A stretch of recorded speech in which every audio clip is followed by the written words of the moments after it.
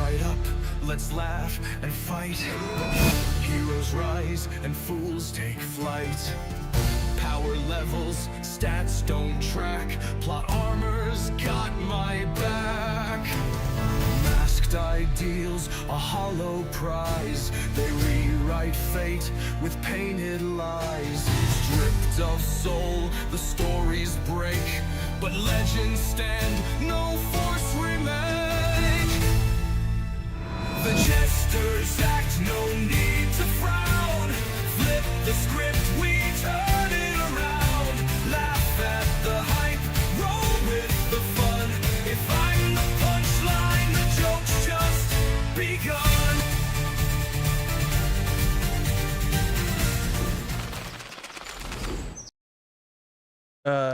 One second, sorry.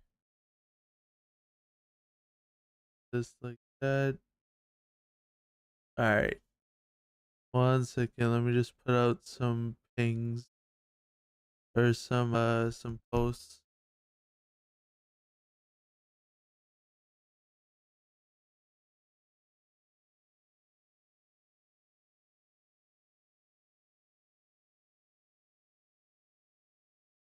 One second. Posting a few discords I'm in.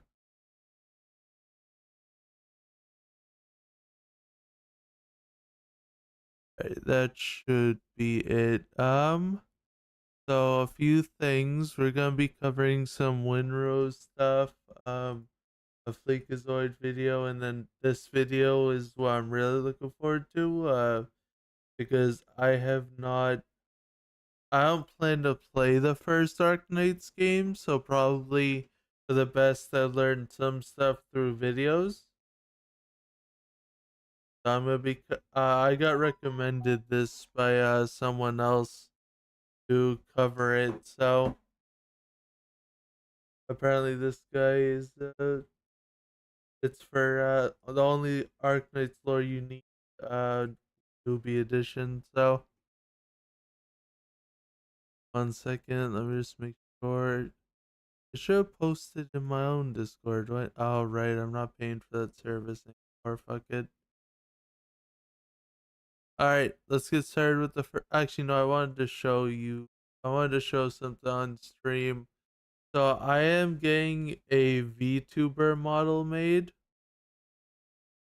because I don't know, it's just cool. I figured I'd do it.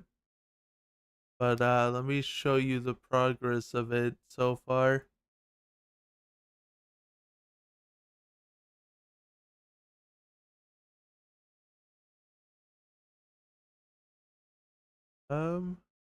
Yes, this is it.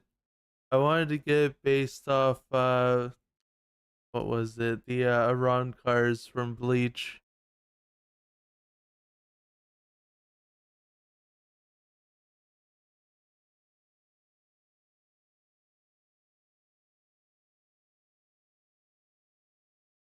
This is what it looks like so far. Just the chain, you know, the average look of the Espada, or well, not just the Espada, but the all the Iran cars under Aizen, really.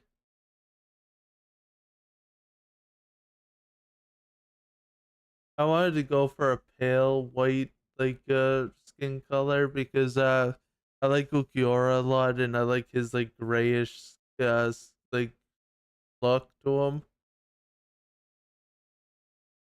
But besides that, let's just get into it.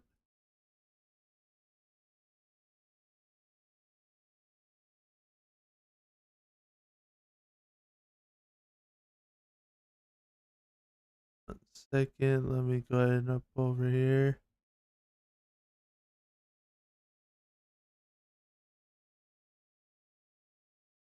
Alright, so the first video, Arknights lore, let's get into it. The Terrastorian, the channel we explain Arknights lore. I am Akka, and in this video, I will provide a simple breakdown of the lore of Arknights for both beginner and casual players. The lore you'll discuss in this video will be split into several sections, such as terminology, the nations, the various races, and the threats that this world and its inhabitants face. So I do already know some of this stuff. Like for instance, I know like the some of the terminology. I know like most of the races so far. But I could use a refresher. So Just a heads up, there are some spoilers ahead. If you prefer to yeah, I don't care. I already plan on not playing the original game. read and play the game without spoilers, then stop. If not, then let's get started. First, let's go over a few terms which are important to the basic understanding of the world of Arknights. Originium is one of the most important words to keep in mind. This crystal is very important to the people of Terra, as it's a power source for technology and powers. However, it's a double-edged sword, as people can get infected with Oripathy, a deadly disease. Yeah, I already covered 2 videos. Oops, I got text. It's nothing important. But yeah, I already covered 2 videos on Originium, and then the actual like disease that can come with it. We'll talk about this later. Originium arts. Think of Originium arts as the magic or powers of the Arknights world, allowing users to cast and manipulate different powers. Some races and individuals may have unique Originium arts unique to them. The word infected is a term or labeling someone with Oripathy. People who are infected with Oripathy are treated poorly, often as second-class citizens or worse. Various nations and races treat the infected differently, however. Oripathy is a deadly illness on Terra that comes from active Originium. Via inhaling it, Yeah, this I got someone in the comments on one of my video giving me more insight. I don't know if I can easily pull it up, but they talk about how they talk about like it's certain nations like are actually kinder to the infected, and they actually know that they can't like easily transmute it like people believe they can. getting it into your blood, wounds and cuts. Oripathy slowly crystallizes the individual over time until, well, they can no longer breathe or move. Eventually, the individual will die, crumble away, and even combust or explode, spreading the Originium dust crystals around the area of the person's death. If other people are in the area or affected by these, they will most likely become infected, unless they are wearing suitable safety wear. Catastrophes are powerful natural disasters, from earthquakes to storms to blizzards and even to meteor storms. Catastrophes are not only deadly disasters, but it also carries and spreads Originium around the world, making more and more dangerous zones to live in, and more Originium around. Why would anyone want to use this ore? It seems so fucked up. Like this ore literally fucking infects you, and then these disasters just spread it more. Around the world. To avoid catastrophes, people have made a vast majority of mobile cities, which are able to move away. Catastrophe messages are people with skills to calculate and analyze when a catastrophe. Hey, this is one of those characters that I think got reintroduced in Enfield, the sheep chick. Is coming, and give that information to cities so they're able to move away in time. Nomadic cities or mobile cities are cities or settlements that are built over giant vehicles, which allows them to move their position on land. They are built to move away from catastrophes. Like I understand that Originium has progressed. Well, what was humanity, but is now like these animal races that hyper evolved into being what is it called, into being like these humanoid like creatures. But yeah, I don't understand like Originium seems like a double-edged sword because it allows for stuff like this where you could build mobile cities. But also if you never like fucking dealt with like this disease, then if you never dealt with this ore, sorry, I got distracted by someone in chat. But if you never fucking dealt with this ore, then you wouldn't need these mobile cities. Or maybe you would still need them, but I don't know. Never fucking dealt with this ore, then you wouldn't. Don't mean that. Yeah, it's just weird. Let's get back into it. This also functions and allows for easier access with trade with other nations and cities. The world of Arknights is set on Terra, a planet with similar environments from dry and arid deserts to lush rainforests, wondrous plains, and to harsh, frozen tundra. In so many ways, this planet is like our Earth, yet so different. Terra has a super Okay, now he's just getting all mushy. It's weird. I don't know. continent, and still some parts of Terra haven't even been completely explored. Terra is also constantly changing under civilizations, natural disasters, and catastrophes. Let's start with the nations, beginning with Bolivar. It is one of the western nations on Terra, located in the northern part. Is this like the world map in the game or something? Because what is with this like territory they own? Like it's in fucking like, so they don't own this, like it's weird. Its thriving economy and culture, Bolivar is currently in political instability due to a stalemate between three major factions: the Sincas dynasty, the coalition government, and the true Bolivarians. It is also famous for the mobile city Dos Soles, known for its neutrality, and the annual event known as the Dos Soles Warrior Championship. Colombia. Colombia is the youngest nation in Terra and Bro, it's the youngest? Dude, that's huge. a melting pot of different cultures and races. Originally a Victorian colony, it declared independence in 1019 and became a very powerful nation in terms of politics and technological advancements. Siesta is a small independent city-state near the inland sea of Claricide. As one of Colombia's 3 city-states, the city is Nah, they ain't free.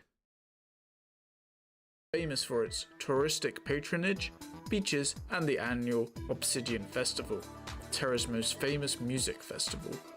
Durin is a nation You're not even gonna touch on how this city state isn't free.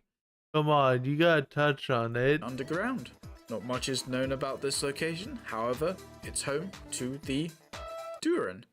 To the south of Bolivar, we arrive at Sargon. This nation Bro, what the fuck is with these like world tiles? is a mixture of lush forests and jungles to hot, dry deserts. Sargon is led by 2 different leaders. One is the Lord Emir, and the Pasha or the Padishah, who is more acknowledged as the ruler. Important to note, the Pasha have some more power over the Lord Emir. Sargon does have a king in the central land, however, not much is known. Sargon also borders the Thoan Hotlands to the south.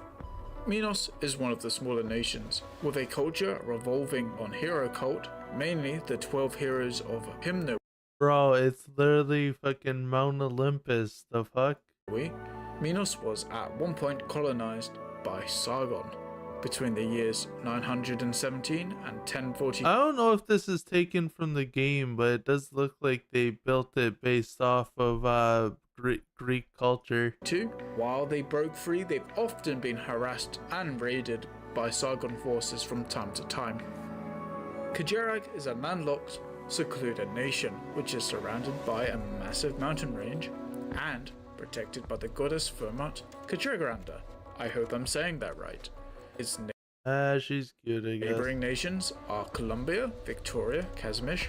Compared to its bordering nations, Kajerag is still a developing country. Let's venture far north as we go to Sami, the furthest northern country on Terra, and probably one of the most dangerous, as there are freezing temperatures, blizzards, and something eldritch, hideous, lurking in those winds that come from beyond, the Collapsals. Sami is home to Wait. Are these gonna be... One second. the Effian race, and lesser known ones that are collectively known as the Sami Fjord, that have a tribal Here, people. like culture. These tribes and clans often clash with the Eldritch dangers. For these reasons, the Samifield are often strict with outsiders to their land. O Victoria, one of the most powerful nations, known for its romanticism and use of steam-powered machinery.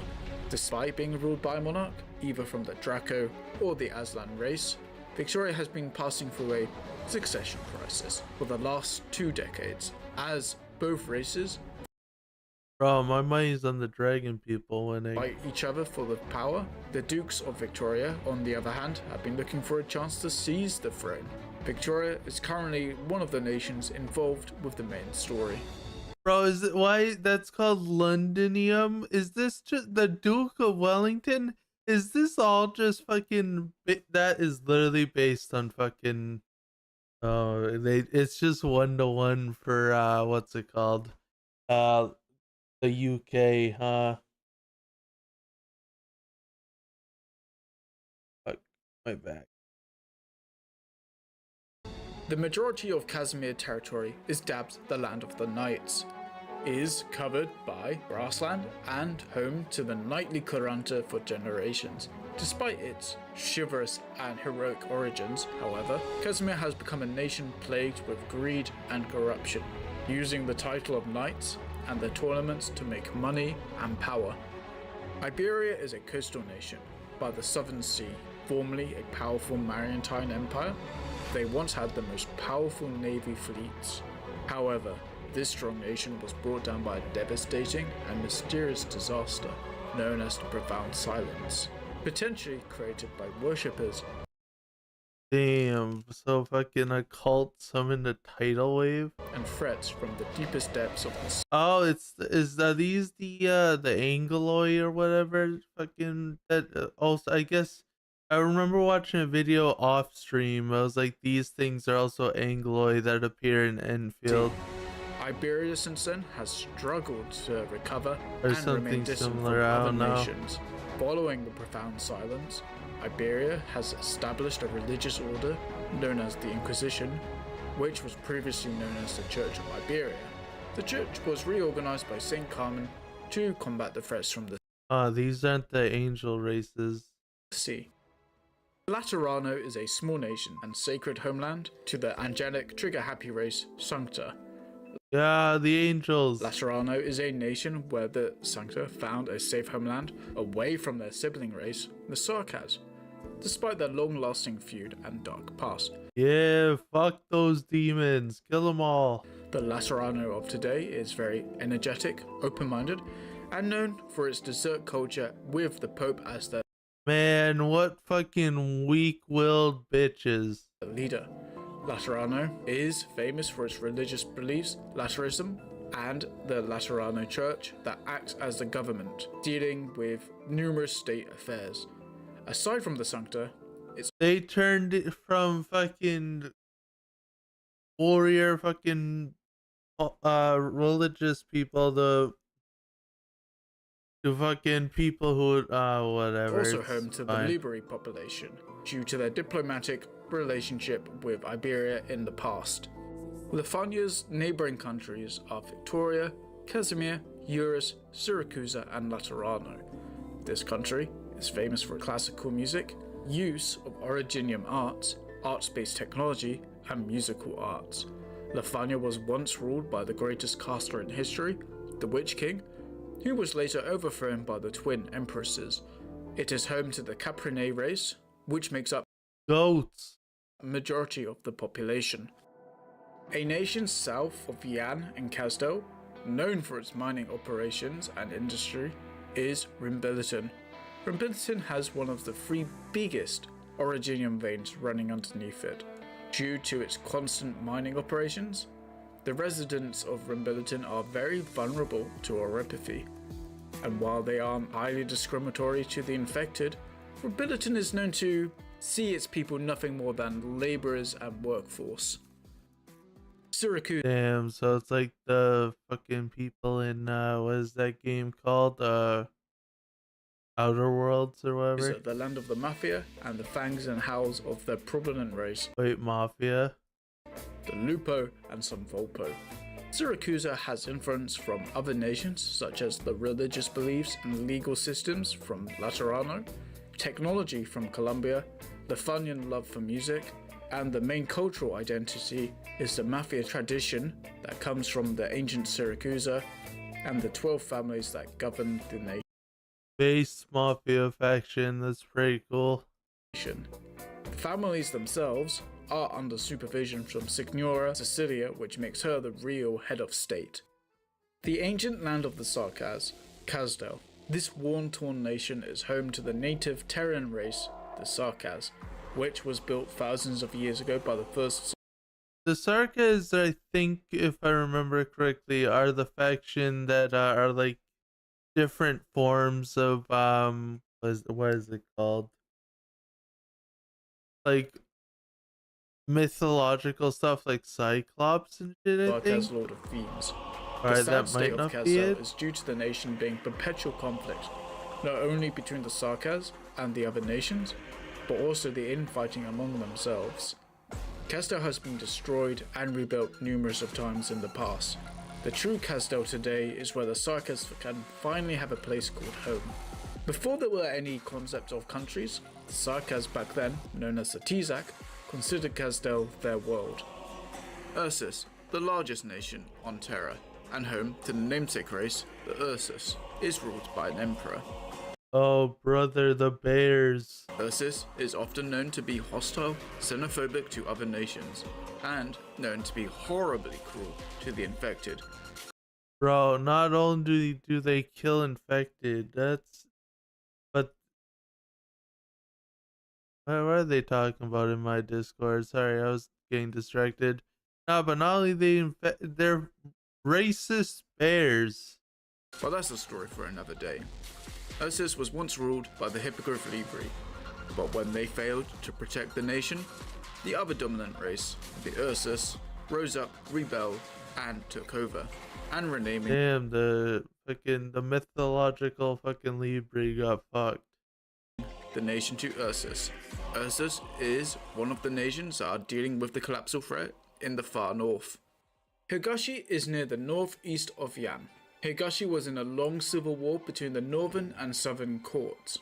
However, when Ursus tried to invade, the two sides joined forces and pushed back the invading force back into Ursus, where it eventually led to volatile peace between and within Higashi's two sides. While north of Higashi is still isolated from outside So is this like a Japanese faction? Oh no. nations, the south is far more welcoming. What we do know about Higashi is that it's famous for its founding mythology and love for Yeah, it looks like Japanese style stuff. video games and manga. Yeah, well there you go. It's just Japan and Arknights. One of the eastern nation, Yan, is ruled by an emperor, which is said to be a true Lang.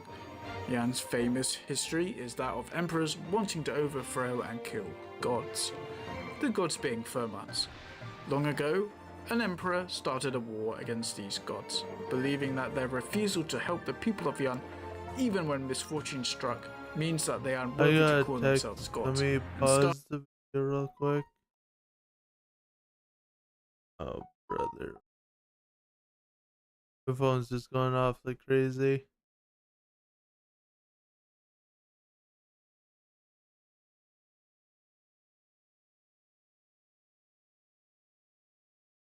My bad. Alright, back to the After the video. Great Hunt, after allying himself with another Fermat known as Sui, they were eventually victorious and removed Bro, you're not gonna explain the Fermat? these threats and even split Sui into living fragments of itself.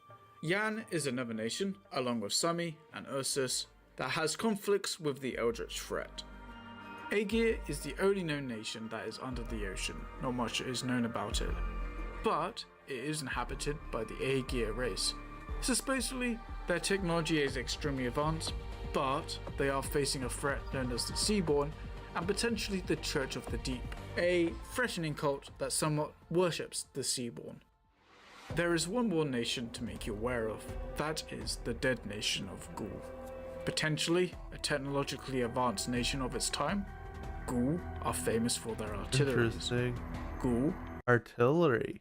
also one of the nations that allied themselves with Calcit to invade and destroy Kazdel 200 years ago.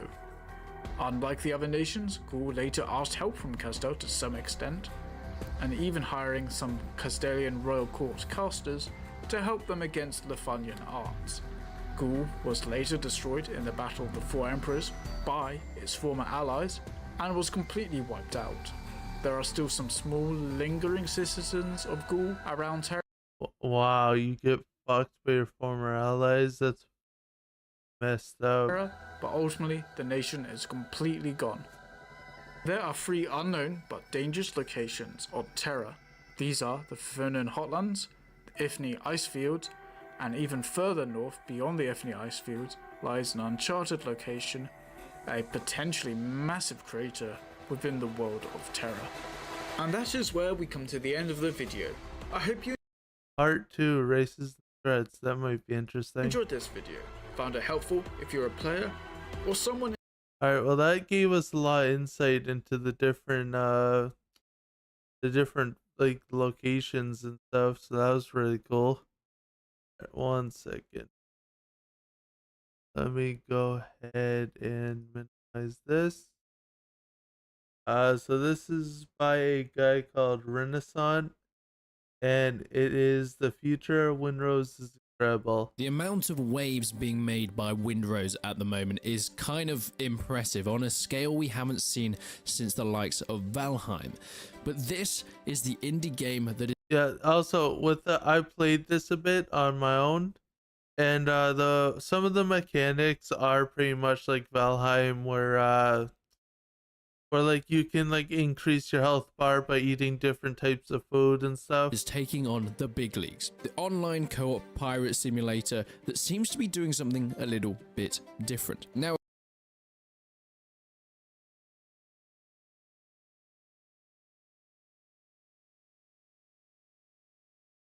of course, everybody is talking about this game because, well, since the disasters of things like Atlas and Skull and Bones. Listen, Atlas I wanted to like. I felt like it was an interesting concept. But yeah, Skull and Bones is nothing redeemable. Fuck that shit. The real need for a pirate title, especially an open world co-op title where you can, well, fight other ships and actually bombard each other with cannons until the day's done. There's actually been not that much in the last few years. The want is so there. Of course, I've been playing for quite a while, the free demo is out, but I wanted to make a video actually going over some of the more recent updates and development cycles that have been going on with Windrose, because not only have we had some new teasers of what's coming next, some new features and updates coming into the game, but of course, an actual word from the developer about the future of this title and its release date, which will inevitably come at some point. Will it be coming anytime soon? I didn't unlock the that is a question yet. for this video. But please, before we get into it, hit that subscribe button. We are so close to 200,000 subscribers. And yeah, if you let me fucking I got another text. Alright, 1 second. Yeah, if you want, subscribe to this guy. He is resonant. Alright, 1 second. Okay, nothing important. Fuck it. Alright, let's keep if we're going. going to fill up all the cargo spaces on our new ships, we're going to need all the help we can take. I have very small arms, that is what I'm trying to say. But if you haven't really had the pleasure of delving into Windrose, it is this beautiful survival adventure game set within the age of piracy, having that classic build, craft and survive formula. Now, the demo is about 6 hours, probably actually about 3 or 4 hours of story if you go straight through it. You have various quests and you'll be fighting the enemies that you can see so far, things from the drowned, you have the fiddlers. I don't know about that name. You have boars of all different sizes and dodos that will of course charge you down if you get a little bit too close. In terms of the weapons, the dodos are based. you can craft things like swords and pistols. You can get muskets as well. Yeah, so there's I played about 30 minutes or so, like actual story. Meanwhile, I've been like building and doing other shit. But yeah, like I unlocked the musket and shit. There's not muskets, sorry, blunderbuss. Those are 2 different weapons. and different ammunition for the type. In terms of survival, it is pretty standard, and even the Steam page for Windrose is saying it is that typical classic survival formula, so they're not exactly trying to promise you the moon. Yet as people have been making their way through the game, they have noticed the great things that of course it has to offer, but of course some other bits of feedback, and I wanted to go over some of that today. One of the main things, at least for me, is the combat. I think the combat is one of the main parts that has to be improved, because the actual survival formula is great, and in fact just the core concept of a free demo that is this big and this engaging, and of course Yeah, I feel like they didn't fix the demo or the combat that well, but still. kind of teasing for what's coming next is beautiful, but one of the main drawbacks really is that combat. You have to be able to lock onto each of these characters, and if you don't lock onto an enemy, you pretty much are going to fail every single time. Funnily enough, I actually only found out about the lock-on feature 3 hours into my game, after dying 47 billion times in a row. Trying to dodge people while not locked on will make you dodge into trees, or your slashes will not hit anything whatsoever.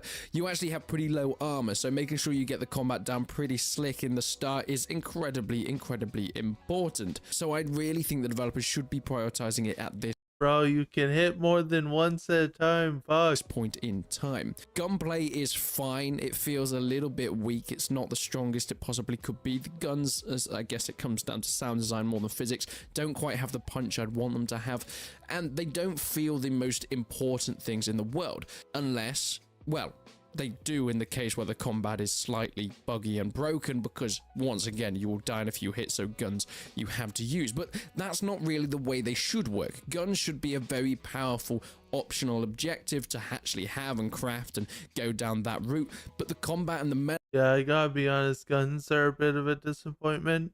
I need to use the blunderbuss more, but I don't really got the bullets to use that because it takes a lot. I need to unlock the ability to actually use stuff like to craft gunpowder. So melee combat itself will probably be, at least in the early game, your main course of staying alive and survival, so this needs to be improved. Blocking is not used all that much, at least I did in my gameplay, mostly just dodging.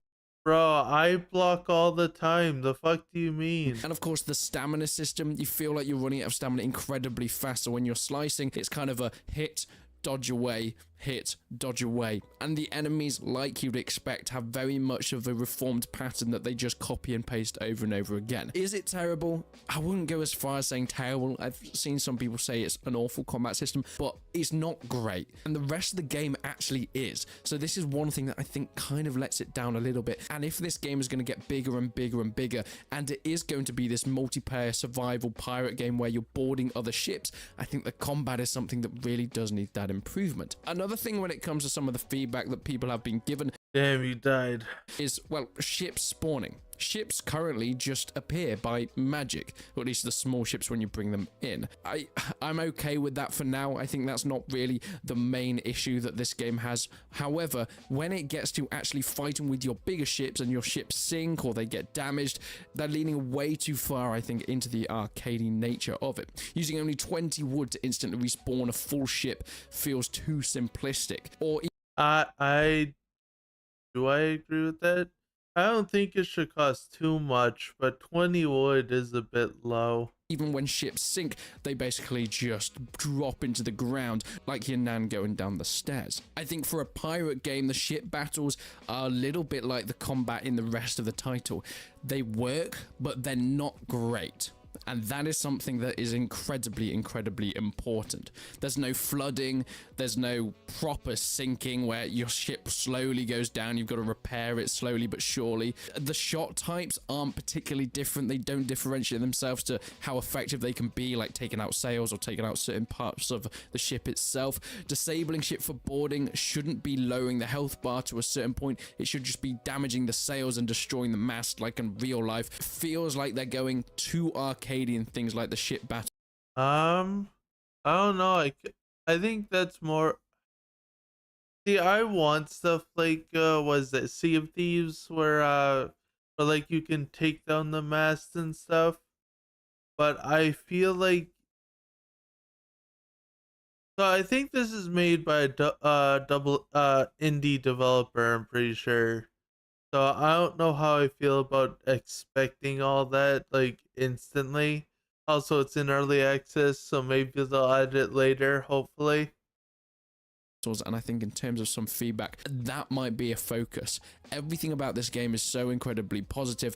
However, it does feel a little bit like the combat and the actual ship combat and the, well, as I mentioned, the melee combat has let it down a little bit.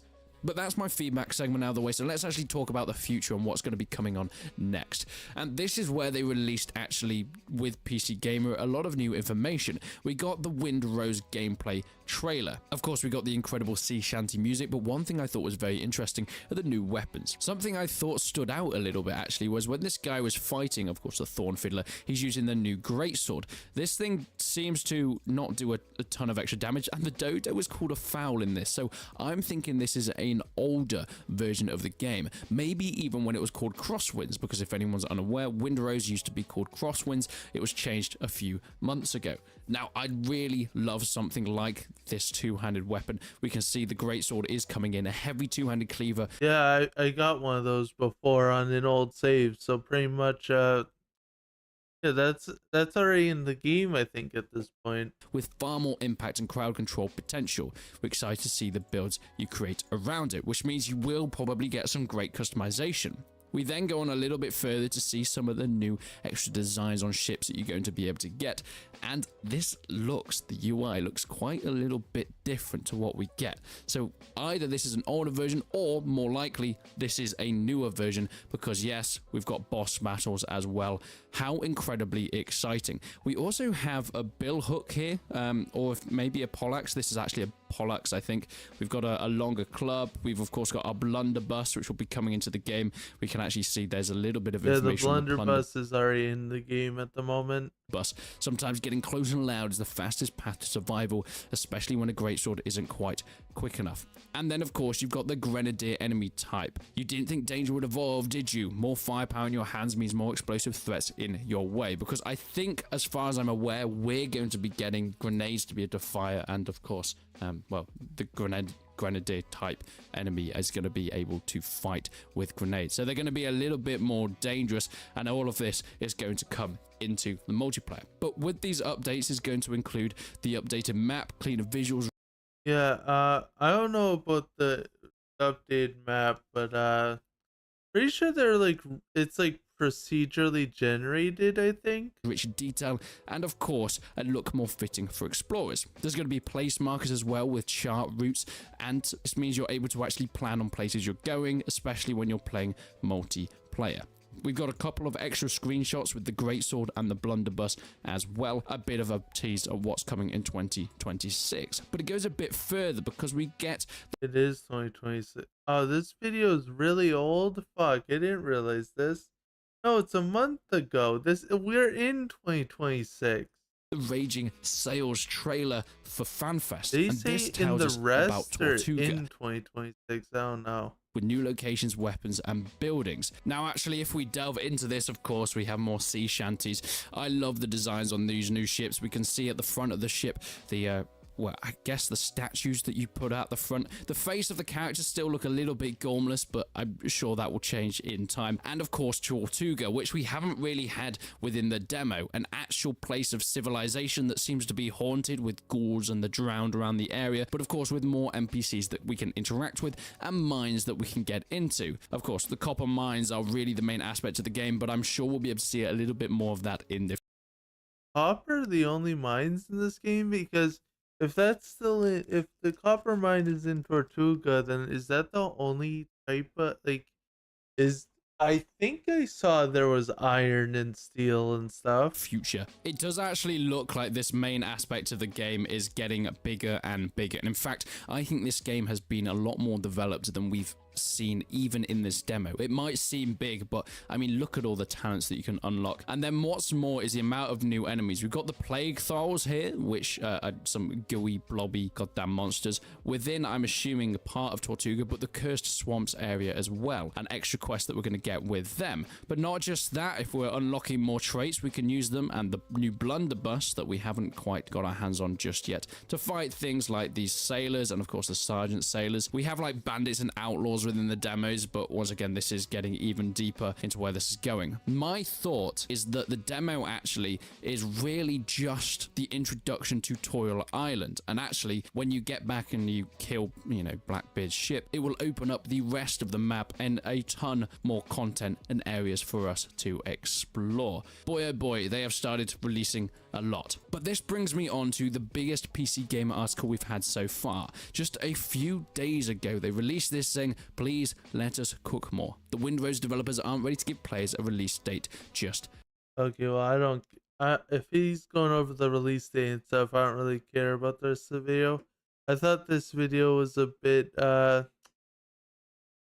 more about modern stuff, seeing as it's only a month ago, but still. Yet. What Does it cover anything else? I'll just link the video, it's fine. Just what shit. I'll put in YouTube chat, but no, but that was that's pretty interesting. Yeah, I look forward to seeing more fucking from this game. I hope they add stuff like different types of ships, because I think the only ships you fight at the moment are Blackbeard ships. But now let's get into the third video then. It's by Fleekazoid. No! Until now! That's my job! Everybody's getting off the hype train? Good. Get off. Joke's on you, I'm into this kind of freaky shit. No story, all gameplay? Yeah, I'm gonna be honest. I played a bit of Crimson Desert and I'm really enjoying it. I prefer the gameplay over the story, but I don't know, I don't really care about the story that much. The hype train's accelerating. Get off! Tuck and roll, cause I'm on some low cortisol shit now. So far, every game this year has disappointed me, except Neo, but we'll talk about that next week. Code Vein.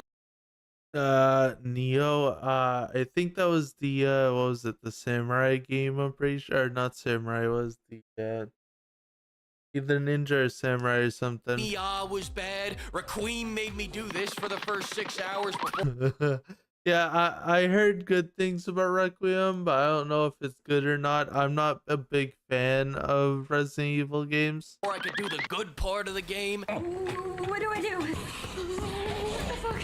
Yeah. On the Yeah, this fucking chick would annoy me. third day of Crimson Desert and Lego Batman is all I got left. I can't let the hype train derail. Besides, what am I gonna do? Listen to the opinion of people on Twitter about this game? They say Crimson Desert is ass. Then go, oh, but no, AC Odyssey is great. Just say you like playing butt pirates with Pythagoras. Your parents will Dude, like, it's so funny how people like this would say that shit. won't be any more disappointed than they already are. I can say anything into this microphone. Yeah, like Crimson Desert's gameplay is amazing. Like, I love everything about it. I literally spent like 2 hours fighting people in a quarry to take the quarry, and then proceeded to fight some mining fucking robot unit thing. Florida, peppercorn, butter. I started reading Berserk recently. I'm getting big frog and toad vibes from this one. I'm free will maxing. Crimson Desert looks like the game of the generation. If Jesus came back on the same day Crimson Desert releases, I'll catch the third coming. Flood the Chuck. Bro. Oh, fucking jeez.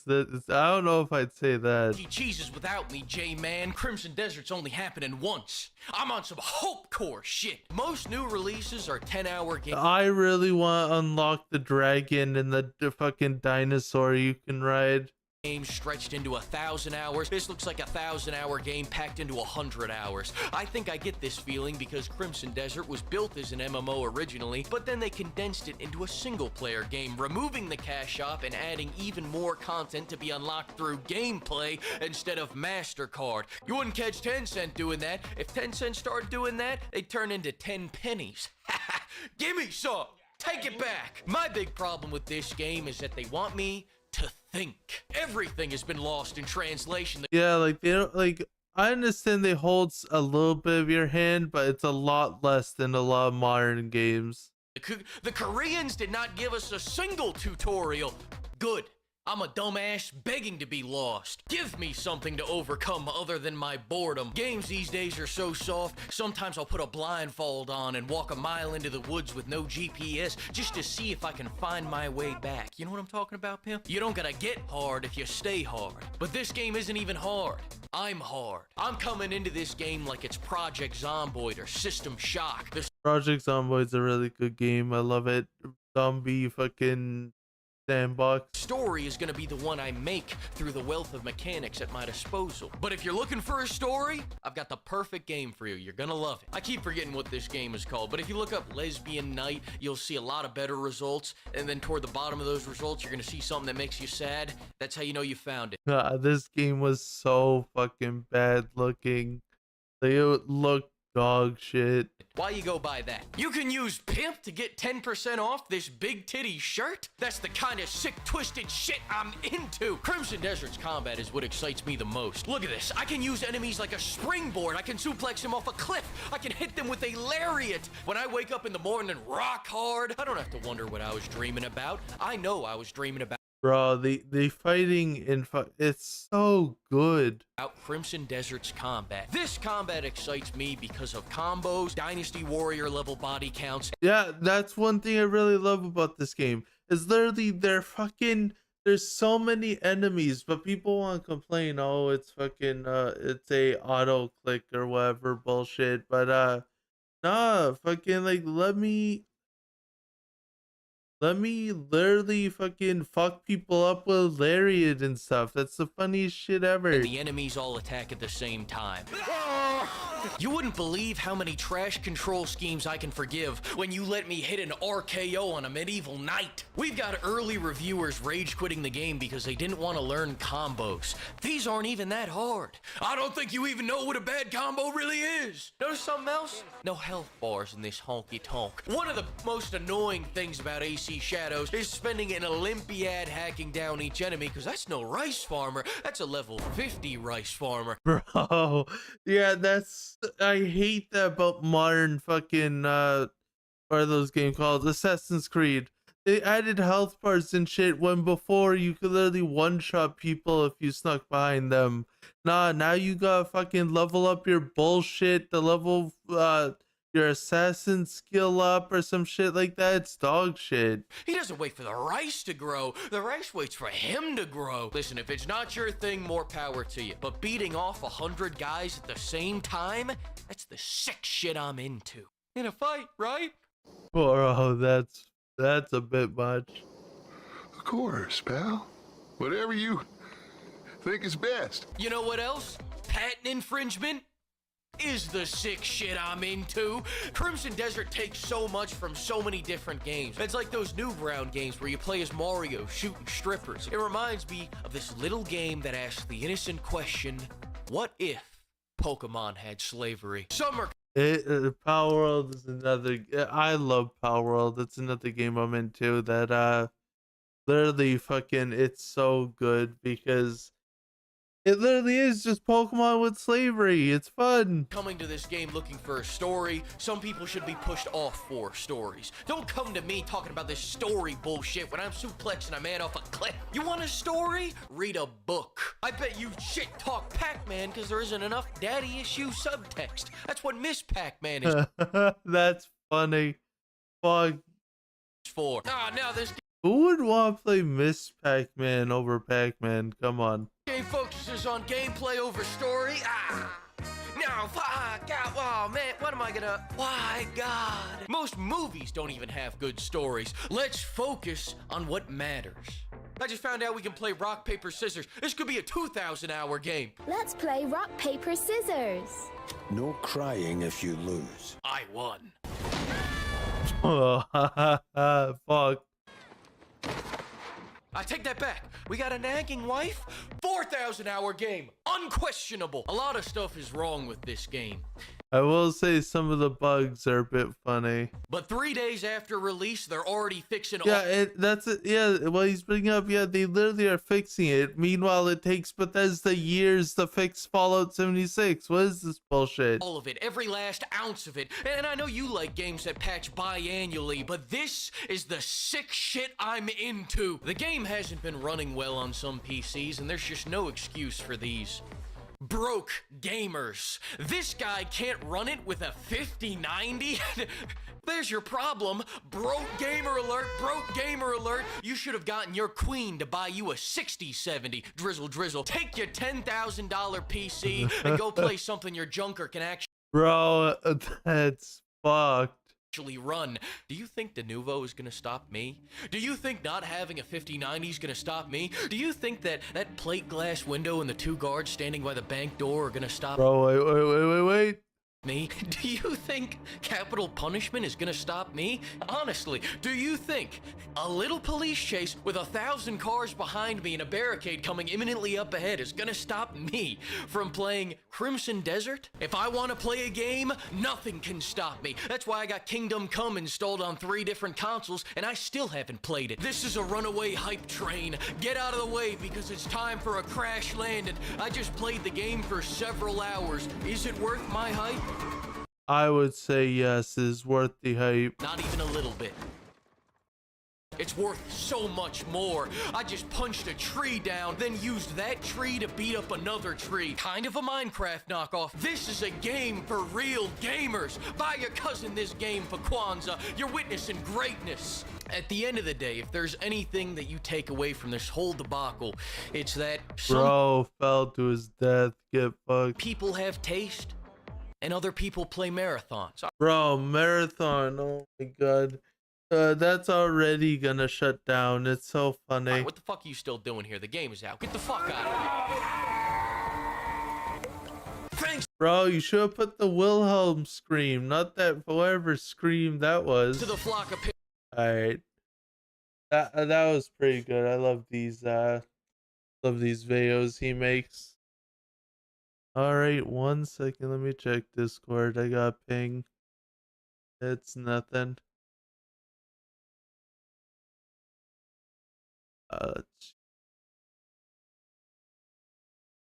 Yeah, alright. I've only been streaming for an hour. I didn't think I would get. I have to fucking plan more videos ahead of time. What to cover and stuff, because I didn't think it would only take an hour streaming to cover all 3. I might have to fucking find different videos and shit, but nah, I guess I'll end it here. I figured I just stream some videos and so I can make them into videos and shit, but thanks for coming, and pretty much that's it.